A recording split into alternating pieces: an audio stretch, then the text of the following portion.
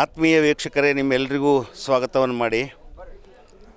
ವಿಶ್ವದ ಐತಿಹಾಸಿಕ ಪರಂಪರೆಯ ಪಟ್ಟಿಯಲ್ಲಿ ಸೇರ್ಪಡೆಯಾಗುವಂಥ ಎಲ್ಲ ಅರ್ಹತೆ ಇರುವಂಥ ಐತಿಹಾಸಿಕ ಲಕ್ಕುಂಡಿ. ಇದು ಭಾರತದ ಕರ್ನಾಟಕ ರಾಜ್ಯ, ಅದರಲ್ಲಿ ಗದಗ ಜಿಲ್ಲೆ ನರಗುಂದ ವಿಧಾನಸಭಾ ಕ್ಷೇತ್ರಕ್ಕೆ ಬರುವಂಥ ಒಂದು ಲಕ್ಕುಂಡಿ ಗ್ರಾಮ. 6ನೇ ವಿಕ್ರಮಾದಿತ್ಯ ಆಳಿದಂಥ ನಾಡು ಇದು. ಅತ್ತಿಮಬ್ಬೆಯ ಕನ್ನಡ ಹೆಮ್ಮೆಯ ನಾಡು ಲಕ್ಕುಂಡಿ. ಇದಕ್ಕೆ ಲೆಕ್ಕದ ಗುಂಡಿ ಅಂತ ಹೇಳ್ತಿದ್ರು. ಸೊ ಇದು ಚಿನ್ನದ ನಾಡು ಅಂತಲೇ ಹೆಸರು ಇದಕ್ಕೆ. ಯಾಕೆ ಗೊತ್ತಾ, ಇಲ್ಲಿ ಟಂಕಶಾಲೆ ಇತ್ತು. ಇಷ್ಟೊಂದು ಇತಿಹಾಸ ಪ್ರಸಿದ್ಧವಾಗಿರುವಂಥ ಲಕ್ಕುಂಡಿಯಲ್ಲಿ ಇವತ್ತು ವಿಶ್ವವು ಮತ್ತೆ ಪುನಃ ನೋಡುವಂಥ, ಈ ಕಡೆ ಚಿತ್ತ ಹರಿಸುವಂಥ ಒಂದು ಘಟನೆ.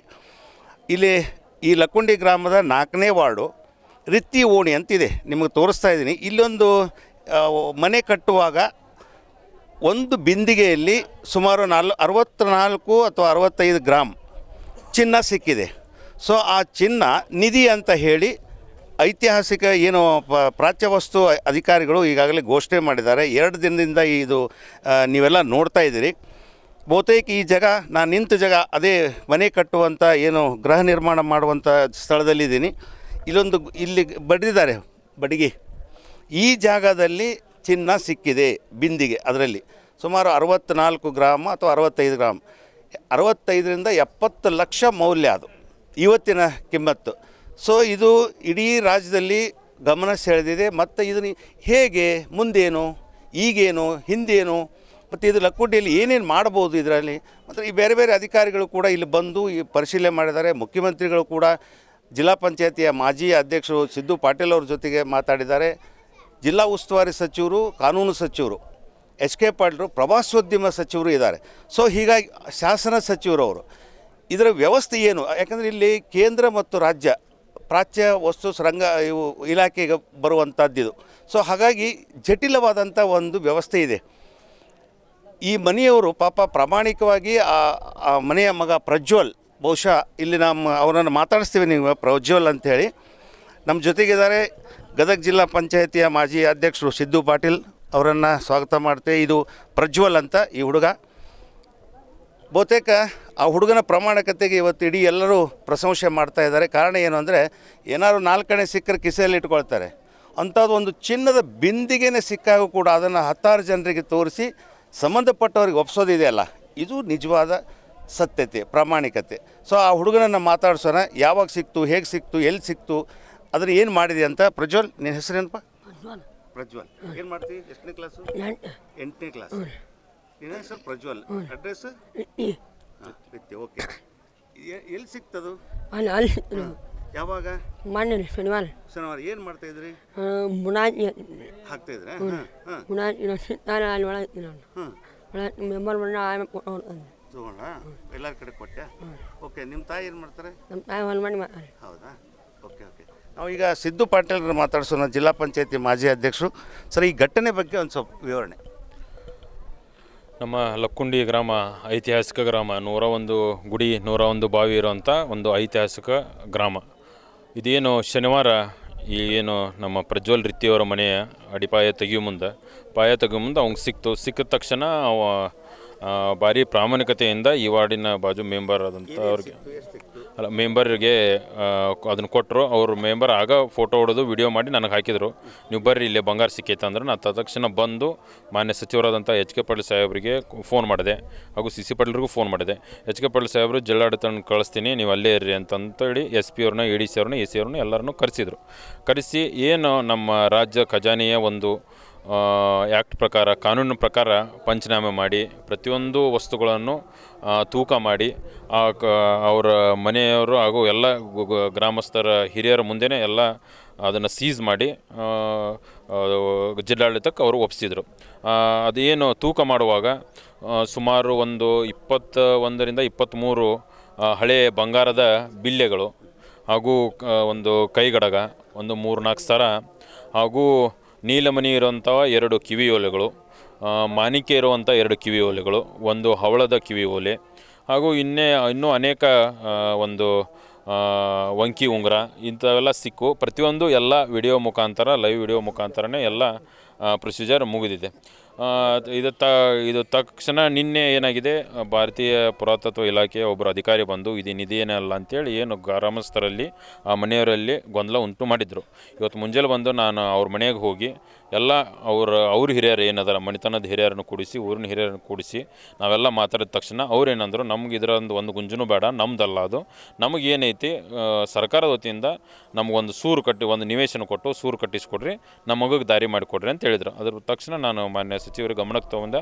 ಅವರು ಸಕಾರಾತ್ಮಕವಾಗಿ ಸ್ಪಂದಿಸಿ ಈಗ ಇನ್ನೇನು ಕೆಲವೇ ದಿನಗಳು ಬಂದು ರಾಜ್ಯ ಸರ್ಕಾರದಿಂದ ಏನು ಅವರ ಇಲಾಖೆಯಿಂದ ಏನು ಮಾಡಬೇಕು, ಅವನಿಗೆ ಸೂಕ್ತವಾದ ಗೌರವ ಮತ್ತು ಬಹುಮಾನ ಕೊಡ್ತಾರೆ ಅನ್ನೋದು ನನಗೆ 100ಕ್ಕೆ 100 ಐತೆ ಸರ್.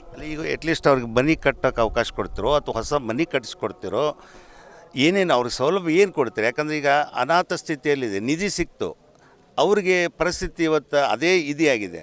ಸೊ ಅಂಥ ವ್ಯವಸ್ಥೆ ಒಳಗಡೆ ಏನು ಮಾಡ್ತೀರಿ ತಾವು? ಜಿಲ್ಲಾ ಪಂಚಾಯತಿ ಮಾಜಿ ಅಧ್ಯಕ್ಷರಿದ್ದೀರಿ, ಈ ಭಾಗದ ನಾಯಕರಿದ್ದೀರಿ, CM ಜೊತೆಗೆ ಮಾತಾಡಿದಿರಿ, ಕಾನೂನು ಸಚಿವರ ಜೊತೆಗೆ ಮಾತಾಡಿದಿರಿ. What next? ಇವತ್ತು ಅವರು ಬೀದಿಗೆ ನಿಂತ್ಕೊಂಡಿದ್ದಾರೆ. ಈಗ ಘಟನೆ ಆಗಿ ಕೇವಲ ಇನ್ನೂ 2 ದಿನಗಳು ಆಗಿದೆ ಸರ್. ಈಗ ಅವರ ಸಹೋದರನ ಮನೆಯಲ್ಲೇ ಇದ್ದಾರೆ. ಈಗ ಕೂಡಲೇ ಮಾನ್ಯ ಸಚಿವರಿಗೆ, ಜಿಲ್ಲಾಡಳಿತಕ್ಕೆ ಎಲ್ಲ ಮಾತಾಡಿ ಅವ್ರಿಗೇನು ಇಲ್ಲೇ ಮನೆಯಲ್ಲಿ ಆ್ಯಕ್ಟ್ ಪ್ರಕಾರ, ಕಾನೂನು ಪ್ರಕಾರ ಏನು ಇಲ್ಲೇ ಮನೆ ಕಟ್ಕೋಬೇಕಾ ಅಥವಾ ಅವ್ರಿಗೆ ನಿವೇಶನ ಕೊಟ್ಟು ಮನೆ ಕಟ್ಟಿಸ್ಕೊಡ್ಬೇಕಾ ಅನ್ನೋದು ನಿರ್ಣಯ ಮಾಡಿ, ಅವರಿಗೆ ಯಾವುದಂತ ನಾವು ಊರಿನ ಗ್ರಾಮಸ್ಥನಾಗಿ, ಜನಪ್ರತಿನಿಧಿಯಾಗಿ, ಈ ಭಾಗದ ಒಬ್ಬ ನಾಯಕನಾಗಿ ನಾನು ಅವರ ಜೊತೆಯಾಗಿ ನಿಂತು ಅವ್ರಿಗೆ ಯಾವುದೇ ತೊಂದರೆ ಬರಲಾರ್ದಂಗೆ ಅವ್ರಿಗೆ ಸಮಾಧಾನ ಆಗುವಂಗೆ ಸರ್ಕಾರಲಿದ್ದ ಏನೇನು ಕೊಡಿಸ್ಬೇಕು ಎಲ್ಲ ಕೊಡಿಸಿ ಅವ್ರ ಕೈ ನಾ ಜೋಡಿಸ್ತೀನಿ ಸರ್. ಓಕೆ, ಆ ಹುಡುಗನ ಭವಿಷ್ಯ ಏನು ಪ್ರಜ್ವಲ್ ಅಂತ? ಈಗ ಅವ 8ನೇ ಕ್ಲಾಸ್ ಓದ್ತಾ ಇದ್ದಾನೆ ಸರ್. ನಮ್ಮ BH ಪಾಟೀಲ್ ಸಂಯುಕ್ತ ಪದವಿ ಪೂರ್ವ ಮಹಾವಿದ್ಯಾಲಯದಲ್ಲಿ 8ನೇ ಕ್ಲಾಸ್, ಪ್ರೌಢಶಾಲೆ 8ನೇ ಕ್ಲಾಸ್ ಓದ್ತಾ ಇದ್ದಾನೆ. ಆ ಸಂಸ್ಥೆಯ ನಾವು ಉಪಾಧ್ಯಕ್ಷನ ಆಗಿದ್ದೀನಿ. ನಮಗೂ ಒಂದು ಹೆಮ್ಮೆ, ನಮ್ಮ ಶಾಲೆಯ ಹುಡುಗ, ನಮ್ಮೂರಿನ ಹುಡುಗ ಅನ್ನೋದು ಒಂದು ಹೆಮ್ಮೆ, ನಮ್ಮ ಶಾಲೆಯ ಹುಡುಗ ಅನ್ನೋದು ಒಂದು ನನಗೆ ದೊಡ್ಡ ಹೆಮ್ಮೆ. ಈಗಾಗಲೇ ಆಡಳಿತ ಮಂಡಳಿಯೊಂದಿಗೆ ನಾವು ಅವನು ಕರೆಸಿ ಮಾತಾಡಿ, ಅವನಿಗೂ ಒಂದು ಆಡಳಿತ ಮಂಡಳಿ ಪರವಾಗಿ, ನಮ್ಮ ಶಾಲೆಯ ಪರವಾಗಿ ಒಂದು ಸನ್ಮಾನ ಮಾಡಿ, ಅವ ಎಲ್ಲಿ ತನಕ ನಮ್ಮಲ್ಲಿ ಕಲಿತಾನೆ, 2nd ಇಯರ್ ತನಕ ಐತಿ, ಅಲ್ಲಿ ತನಕ ಇವನಿಗೆ ಉಚಿತ ಶಿಕ್ಷಣ ಕೊಡ್ಬೇಕಂತೇಳಿ ನಾವು ನಿರ್ಣಯ ಮಾಡಿದ್ದೀವಿ ಸರ್. ಎಲ್ಲ ಒಟ್ಟು ಬರೀ ಶಿಕ್ಷಣ ಅಷ್ಟನೋ ಮತ್ತು ಅವನದೆಲ್ಲ ಭವಿಷ್ಯಕ್ಕೆ ಏನೇನು ಅಂತ? ಈಗ ನಮ್ಮದು ಏನು ಶಾಲೆಯಿಂದ ಈ ನಿರ್ಧಾರ ಮಾಡಿದ್ದೀವಿ. ಮಾನ್ಯ ಸಚಿವರು ಬಂದ ತಕ್ಷಣ ಅವನದು ಮುಂದೆ ಏನು ಅವನ ಭವಿಷ್ಯಕ್ಕೆ ಇಂಥ ಒಂದು ನಮ್ಮ ಕೇವಲ ಲಕ್ಕುಂಡಿಗೆ ಅಷ್ಟೇ ಅಲ್ಲ, ರಾಷ್ಟ್ರ ಮಟ್ಟದ ಒಂದು ಪ್ರತಿಭೆ ಅಂತ ತಿಳ್ಕೊಬೋದು. ಅಂಥ ಪ್ರಾಮಾಣಿಕ ವ್ಯಕ್ತಿ ಪ್ರಜ್ವಲ್. ಏನಾದರೂ ತೊಗೊಂಡು ಹಿಡ್ಕೋಬೋದಾಗಿತ್ತು. ಸುಮಾರು 65 ರಿಂದ 70 ಲಕ್ಷ ಈಗಿನ ವ್ಯಾಲ್ಯೂ. ಈಗ ಅದಕ್ಕೆ ಪುರಾತತ್ವ ದರ ಅಂದರೆ ಕೋಟ್ಯಾನುಗಟ್ಟಲೆ ಆಗ್ಬೋದು. ಅವಾಗ ಬೇಕಾದ್ರೆ ಅದು ನಮಗೆ ಬೇಡ, ನಮ್ಗೆ ಆ ನಿಧಿ ಬೇಡ. ಆಮೇಲೆ ಕೇವಲ ಇದು ಲಕ್ಕುಂಡಿಗೆ ಇದು ಒಣ್ಣೆದಂತ ಅಲ್ಲ, ನಮ್ಗೆ ಸಾಕಷ್ಟು ಜನ ಹಿರಿಯರು ಹೇಳಿದ ಪ್ರಕಾರ ನಮ್ಮ ಲಕ್ಕುಂಡಿಯಲ್ಲಿ ಸಾಕಷ್ಟು ನಾಣ್ಯಗಳು, ಮಳೆ ಬಂದಾಗ ಜರಡಿ ಹಿಡಿದು ಕಾಯಿನ್ ತೊಗೊಳ್ಳೋದು ಆಗಿರ್ಬೋದು. ನಾವು ಈ ಹಿಂದೆ ಕಳೆದ ವರ್ಷ ಪ್ರಾಚ್ಯಾವಶೇಷದ ಅನ್ವೇಷಣೆ ಅಂತೇಳಿ ಮಾನ್ಯ ಉಸ್ತುವಾರಿ ಸಚಿವರ ನೇತೃತ್ವದಲ್ಲಿ ಹಾಗೂ CC ಪಾಟೀಲ್ರ ಒಂದು ಸಹಕಾರದೊಂದಿಗೆ ಇಲ್ಲೇ ಮಾಡಿದ್ವಿ. ಆವಾಗ ಸಾಕಷ್ಟು ಮನೆಯಲ್ಲಿರುವಂಥ ವಿಗ್ರಹಗಳಾಗಿರ್ಬೋದು, ಕಲ್ಲಾಗಿರ್ಬೋದು, ಎಲ್ಲರೂ ಜನ ವಾಲಂಟಿಯರ್ ಆಗಿತ್ತಂತಂದು ಪಲ್ಲಕ್ಕಿಗೆ ಹಾಕಿದ್ರು. ತಾವು ನೋಡಿದ್ರಿ ಸರ್. ಹೊಳ್ಳಿ ನಾವು ಅಲ್ಲಿ 2-3 ದಿವಸ ಕುಂತಾಗ ಸಾಕಷ್ಟು ಜನ ಮನೆಯಿಂದ ತಾಮ್ರದ ನಾಣ್ಯಗಳನ್ನು, ಆಮೇಲೆ ಒಬ್ಬ ಬಸಪ್ಪ ಬಡಿಗೇರ್ ಅಂತೇಳಿ ಸುಮಾರು ಅವನು ಕಲೆಕ್ಟ್ ಮಾಡಿದಂಥ ಅವನೊಂದು ಹಾಬಿ ರೀ, ಅದು ಹವ್ಯಾಸ. ಮಳೆ ಬಂದ್ರೆ ಹೋಗೋದು, ಆಮೇಲೆ ಯಾವುದಾದ್ರೂ ಹವಳ ಏನೋ ಸಿಕ್ಕರೋ ಕಲೆಕ್ಟ್ ಮಾಡೋದು. ಅವನಲ್ಲಿ ಇರುವಂಥ ಎಲ್ಲ ವಸ್ತುಗಳನ್ನು ಅವ ಸರ್ಕಾರಕ್ಕೆ ಅವತ್ತು ಅವ್ರ ಮನೆಯಾಗ ಹೋದ್ವಿ, ಒಪ್ಪಿಸಿದ. ಅವನೊಂದು ಬೇಡಿಕೆ ಇತ್ತು, ನನಗೇನು ರೊಕ್ಕ ರೂಪಾಯಿ ಏನು ಬೇಡ ಸರ, ನನ್ನ ಮಗಗೆ ಒಂದು ಯಾವುದಾದ್ರೂ ಹೊರಗುತ್ತಿಗೆ ನೌಕರಿ ಕೊಡಿಸ್ರಿ ಅಂತ ಹೇಳ್ತಾ. ಅದರ ಪ್ರಕಾರವಾಗಿ ಕೆಲವೇ ದಿನಗಳಲ್ಲಿ ಅವ್ರ ಮಗನಾದಂಥ ವಿನಾಯಕ್ ಬಡಿಗರಿಗೆ ಒಂದು ಸರ್ಕಾರಿ ಇಲಾಖೆಯಲ್ಲಿ ಹೊರಗುತ್ತಿಗೆ ಮೇಲೆ ಅವಂಗೆ ಒಂದು ನೌಕರಿ ಸತ ಕೊಡಿಸಿದ್ವಿ. ಈಗ ನೌಕರಿ ಮಾಡ್ತಾ ಇದ್ದಾನೆ ಸರ್. ಹೀಗೆ ಹಲವಾರು ನಮ್ಮ ಲಕ್ಕುಂಡಿಯಲ್ಲಿ ಸಾಕಷ್ಟು ಬಂಗಾರ ಸಿಗುವಂಥ ಸಾಕಷ್ಟು ಕುರುಗಳು ಇದಾವೆ ಸರ್. ಈಗ ಮಗು ಹ್ಯಾಂಡಿಕ್ಯಾಪ್ಟ್, ಅಂದರೆ ಮಾತು ಸರಿ ಬರಲ್ಲ, ಅಂಗವಿಕಲ ಇಲಾಖೆಯಿಂದ ಏನಾದ್ರು ಕೊಡಿಸೋದು ವ್ಯವಸ್ಥೆ ಇಲ್ಲ. ಅವಂಗೆ ಬರೀ ಅವನದು ಅಂಗವಿಕಲ ಅಂತಲ್ಲ, ಬಟ್ ಅವನ ಮುಂದಿನ ಜೀವನಕ್ಕೆ ಏನೇನು ದಾರಿ ಮಾಡಬೇಕು, ಎಷ್ಟು ಸಾಧ್ಯವೋ ಅಷ್ಟು ಸರ್ಕಾರದಿಂದ ಆಗಲಿ, ವೈಯಕ್ತಿಕವಾಗಲಿ ಹಾಗೂ ನಮ್ಮ ಊರಿನೆಲ್ಲ ಗ್ರಾಮಸ್ಥರೊಂದಿಗೆ ಚರ್ಚಿಸಿ ಅವ್ನಿಗೆ ಏನು ಅನುಕೂಲ ಮಾಡ್ಬೇಕು ಎಲ್ಲ ಸಕಲ ಸೌಲಭ್ಯಗಳನ್ನು ನಾವು ಮಾಡ್ತೀವಿ ಸರ್. ಈಗ ನೀವು ಇದು ಓನರ್ ನೀವನಾ? ನಿಮ್ಮ ಹೆಸರು? చూడవా ನಿಮ್ಮ ಬೇಡಿಕೆ ಏನಿದೆ?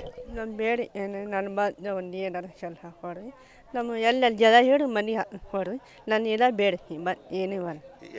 ಎರಡು ಚಿನ್ನ ಬೇಕು ಅಂತ ನಮ್ಗೆ ಬೇಡ ಬೇಡ. Okay okay okay. ಈಗ ಸರ್ ಅವ್ರ ಬೇಡಿಕೆ ಎರಡೇ ಇದೆ, ಕೂಡಲೇ ತ್ವರಿತವಾಗಿ ಮಾಡೋಕ್ಕೆ ಅವಕಾಶ ಇದೆಯಾ? ಹೌದು, ಅವ್ರಿಗೇನು ಅವರು ಕೇಳಿದಂಥ ಬೇಡಿಕೆ ಬಾಡಿಗೆ ಮನೆ ಹಿಡಿದು ಕೊಡಬಹುದಲ್ಲ? ಅಲ್ಲ, ಈಗ ಅದನ್ನು ಚರ್ಚೆ ಮಾಡಿ ಜಿಲ್ಲಾಡಳಿತದೊಂದಿಗೆ ಹಾಗೂ ಮನೆ ಸಚಿವರೊಂದಿಗೆ ಮಾತಾಡಿ ಕೂಡಲೇ ಅವ್ರಿಗೆ ಏನು ವ್ಯವಸ್ಥೆ ಆಗಬೇಕು ಸಕಲ ಸೌಲಭ್ಯ ವ್ಯವಸ್ಥೆ ನಾವು ಮಾಡ್ತೀವಿ ಸರ್. ಈಗ ರಮೇಶ್ ಮೂಲಿಮನಿ ಅವರನ್ನು ದೊಡ್ಡ ಗೊಂದಲ ಎಬ್ಬಿಸಿ ಹೋಗ್ಬಿಟ್ರು. ಅವರು ಸೊ ಇವತ್ತು ರಾಜ್ಯದ ಇವರು ಬಂದಿದ್ದರು ಏನು ಇಲಾಖೆ ಅಧಿಕಾರಿ ಏನು ಹೇಳಿದರು ಅವರು? ಇಲ್ಲ, ಈಗಾಗಲೇ ಮಾನ್ಯ ಸಚಿವರು ಮಾತಾಡಿದಂತೆ ಏನು ನಿನ್ನೆ ASI ಇಲಾಖೆಯ ಅಧೀಕ್ಷಕರಾದಂಥ ರಮೇಶ್ ಮುಲಿಮನಿಯವರು ಏನು ಬಂದು ಗೊಂದಲ ಹಿಡಿಸುಗಾರ ಅವರ ಮೇಲೆ ಸೂಕ್ತ ಕಾನೂನು ಕ್ರಮ ಜರುಗಿಸ್ತೀವಿ ಅಂತೇಳಿ ಮಾನ್ಯ ಸಚಿವರು ಈಗಾಗಲೇ ಪತ್ರಿಕೆಯಲ್ಲಿ ಹೇಳಿಕೆ ಕೊಟ್ಟಿದ್ದಾರೆ. ಅದರ ಪ್ರಕಾರವಾಗಿ ಈಗ ಅವ್ರಿಗೂ ಹೇಳಿಂದ ಅವ್ರನ್ನ ಹೇಳಿದರು, ಅವ್ರು ಹೇಳಿದರು ನಮ್ಗೆ ಬ್ಯಾಡ್ರಿ ಸರ್, ನಮಗೇನು ಒಂದು ಸೂರು ಕಟ್ಟಿಸ್ಕೊಡ್ಬೇಕು ಅಷ್ಟು ಕೊಟ್ಟು ನನ್ನ ಮಗನ ದಾರಿಗೆ ತಂಬ ಅಂತ ಹೇಳ್ರಿ. ಅಂತ ಅವ್ರೇನು ದೊಡ್ಡ ಬೇಡಿಕೆ ಅಲ್ಲ, ಬಟ್ ಅವಾಗ ಕೊಟ್ಟಂಥ ಒಂದು ನಿಧಿಯ ಮೌಲ್ಯನೂ ಕಟ್ಟೋಕ್ಕಾಗಲ್ಲ, ಅವನ ಪ್ರಾಮಾಣಿಕತೆಗೂ ನಾವು ಬೆಲೆ ಕಟ್ಟೋಕ್ಕಾಗಂಗಿಲ್ಲ. ಹಂಗಾಗಿ ಕೂಡಲೇ ಹಿರಿಯ ನಾಯಕರೊಂದಿಗೆ ಮಾತಾಡಿ CC ಪಾಟೀಲ್ ಸಾಹೇಬ್ರು, HK ಪಾಟೀಲ್ ಸಾಹೇಬ್ರೊಂದಿಗೆ ಎಲ್ಲ ಮಾತಾಡಿ ಅವಂಗಂತೂ ನಾವು ಯಾವುದೇ ರೀತಿಯಾದಂಥ ನಮ್ಮೂರಿನಿಂದ ಆಗಲಿ ಸರ್ಕಾರದಿಂದ ಆಗಲಿ ಅನ್ಯಾಯ ಮಾಡೋಕ್ಕೆ ಬಿಡೋಂಗಿಲ್ಲ ಸರ್. ಅವಂಗೆ ಕೇವಲ ಭರವಸೆ ಆಗಬಾರ್ದಂತ. ಈಗ 2 ದಿನದಿಂದಲೇ ಎಲ್ಲರೂ ಹೇಳೋದು ಭರವಸೆ, ಇದು ಭರವಸೆ ರಾಜಕೀಯ ಆಗಬಾರ್ದಂತ. ಇಲ್ಲ, ಅವರು ಈಗ ಇವತ್ತೇನು ಮುಂಜಾನೆ ಅವರು ನಮ್ಗೆ ಬೇಡಿಕೆ ಇಟ್ಟರು, ನಾವು ಮಾನ್ಯ ಸಚಿವರಿಗೆ ಹೇಳಿದ್ವಿ. ಅವ್ರಿಗೆ ನಾನು ಬಂದು ನೀನೇ ಹೇಳು ಅಂತ ಹೇಳಿದ್ರು. ಬ್ಯಾಡ ಸರ್, ನೀವು ಒಂದು ರಾಜ್ಯದ ಒಂದು ಪ್ರಭಾವಿ ಇದಾಗ್ತೀರಿ, ಹೊಳ್ಳಿ ಪ್ರವಾಸೋದ್ಯಮ ಮಂತ್ರಿ ಆಗಿರೋದ್ರಿಂದ ನೀವು ಹೇಳ್ಬೇಕಂತೇಳಿ ನಾನು ತಿಳಿಸಿದ ತಕ್ಷಣ ಆಯ್ತು, ಕೆಲವೇ ದಿನಗಳು ನಾವು ಬಂದು ಅವ್ರಿಗೆ ಏನು ಬೇಡಿಕೆ ಐತಿ ಈಡೇರಿಸ್ತೀನಿ ಅಂತ ಹೇಳ್ಯಾರ. ಭರವಸೆ ಕೊಟ್ಟಿಲ್ಲ, ಈಡೇರಿಸ್ತೀನಿ ಅಂತ ಹೇಳಿದ್ದಾರೆ. ಇದಿಷ್ಟು ಸಿದ್ದು ಪಾಟೀಲ್ರವರ ಮಾತು. ನೀವು ಇಲ್ಲಿ ಆ್ಯಕ್ಚುಲಿ ರಾಜ್ಯದ ಪುರಾತತ್ವ ಇಲಾಖೆ ಅಧಿಕಾರಿಗಳು ಬಂದು ಈಗಾಗಲೇ ಹೇಳಿದ್ದಾರೆ, ಯಾವುದೇ ಒಂದು ನೆಲದಲ್ಲಿ ಅಥವಾ ಭೂಮಿಗೆ ಅಂಟಿಕೊಂಡಂಥ ಎಲ್ಲ ವಸ್ತುಗಳು ಏನೇ ಇರಲಿ, 3 ಅಡಿ ಇರಲಿ 1 ಅಡಿ ಇರಲಿ, ಅದು ಸರ್ಕಾರಕ್ಕೇ ಸೇರುವಂಥದ್ದು ಅಂತ. ಅದು ಸೇರಲಿ ಬಿಡಲಿ, ಆದರೆ ಅವರು ಒಳ್ಳೆ ಗುಣ ಅಂದರೆ ಈ ಮಾಲಕರದು, ನಮ್ಗೆ ಅದರ ಆಸ್ತಿ ಬೇಡ ಅಥವಾ ಚಿನ್ನ ಬೇಡ, ನಮಗೊಂದು ಮನೆ ಅಥವಾ ಆ ಮಗುಗೆ ಒಂದು ಶಿಕ್ಷಣ, ಇಷ್ಟು ಅವ್ರ ಬೇಡಿಕೆ.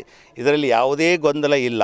ಕೇಂದ್ರದಿಂದ ಬಂದಂಥ ಅಧಿಕಾರಿ ಅವನಿಗೆ ಏನು ಗೊತ್ತಿತ್ತೋ ಗೊತ್ತಿಲ್ಲೋ ಅದ್ರ ಬಗ್ಗೆ ಐಡಿಯಾ ಇದೆಯೋ ಇಲ್ಲೋ ಗೊತ್ತಿಲ್ಲ, ಇದು ನಿಧಿನೇ ಅಲ್ಲ ಅನ್ನುವಂಥ ಮಾತನ್ನು ಹೇಳಿಬಿಟ್ಟು ಇದನ್ನು ಗೊಂದಲ ಎಬ್ಬಿಸಿದ್ದಾರೆ. ಇದು ಶುದ್ಧ ಸುಳ್ಳು. ಇದು ಲಕ್ಕುಂಡಿ ಐತಿಹಾಸಿಕ ಸ್ಥಳ. ಇಲ್ಲಿ ಸಿಗುವಂಥ ಪ್ರತಿಯೊಂದು ಕೂಡ ಪುರಾತತ್ವ ಇಲಾಖೆಗೆ ಪ್ರಾಚ್ಯವಸ್ತು ವ್ಯವಸ್ಥೆಗೇ ಸೇರಬೇಕು, ಹಾಗಿದೆ. ಯಾಕಂದರೆ ಲಕ್ಕುಂಡಿಯನ್ನೇ ಸ್ಥಳಾಂತರ ಮಾಡುವಂಥ ಯೋಜನೆ ಇದೆ ಈಗ.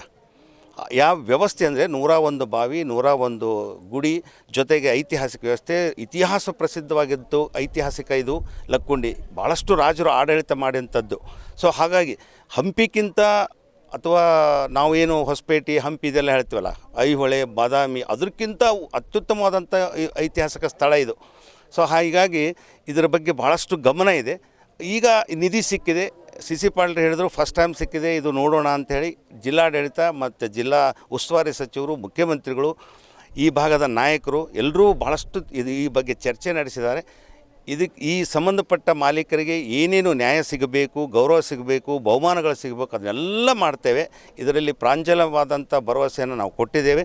ಕೆಲವೇ ದಿನಗಳಲ್ಲಿ ಎಲ್ಲ ಭರವಸೆ ಈಡೇರಿಸಿ ಇಲ್ಲಿ ಈ ಸ್ಥಳವನ್ನು ಮತ್ತೆ ಪರಿಶೀಲನೆ ಮಾಡುವಂಥ ವ್ಯವಸ್ಥೆಯನ್ನು ಮಾಡ್ತೇವೆ ಅನ್ನುವಂಥ ಮಾತುಗಳನ್ನು ಹೇಳಿದ್ರೆ, ಒಟ್ಟಾರೆ ಈ ಮಾಲಕರೇ ಅವರ ಪ್ರಾಮಾಣಿಕತೆಗೆ ಒಳ್ಳೆಯ ಬಹುಮಾನ ಅಥವಾ ಒಳ್ಳೆಯ ಗೌರವ ಸಿಗಬೇಕು, ಮನೆ ಸಿಗಬೇಕು, ಆ ಮಗುವಿಗೆ ಭವಿಷ್ಯ ಸಿಗಬೇಕು. ಕ್ಯಾಮ್ರಾಮ್ಯಾನ್ ವಿಜಯ್ ಜೊತೆ ಆಸ್ಕ್ ನ್ಯೂಸ್, ಗದಗ.